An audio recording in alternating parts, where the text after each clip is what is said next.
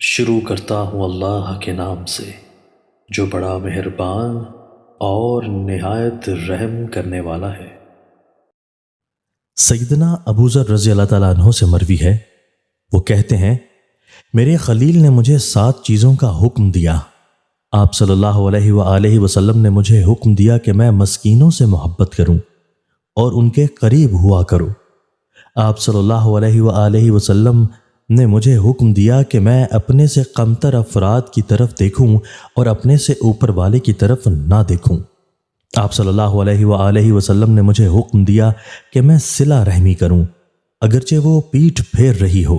آپ صلی اللہ علیہ وآلہ وسلم نے مجھے حکم دیا کہ کسی سے کسی چیز کا سوال نہ کروں۔ آپ صلی اللہ علیہ وآلہ وسلم نے مجھے حکم دیا کہ حق کہوں اگرچہ وہ کڑوا ہو۔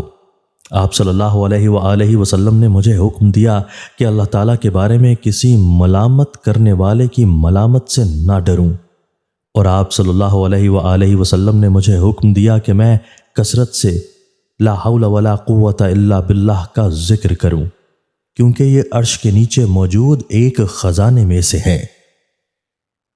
سیدنا عبداللہ بن عمرو بن عاص رضی اللہ تعالیٰ عنہ سے مروی ہے کہ رسول اللہ صلی اللہ علیہ وآلہ وسلم نے فرمایا کیا تم جانتے ہو کہ مسلمان کون ہے؟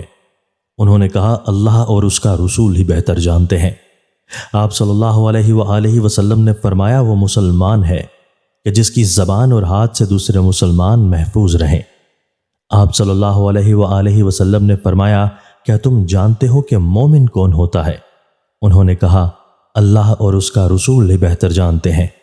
آپ صلی اللہ علیہ وآلہ وسلم نے فرمایا مومن وہ ہے کہ دوسرے مومن اپنی جانوں اور مالوں کے سلسلے میں جس سے امن میں رہیں، اور مہاجر وہ ہے جو برائی کو چھوڑ دے اور اس سے اجتناب کرے۔ دوستو، اللہ تعالی ہمیں ان احادیث مبارکہ پر عمل کرنے اور اپنی زندگیوں کو سنوارنے کی توفیق عطا فرمائے۔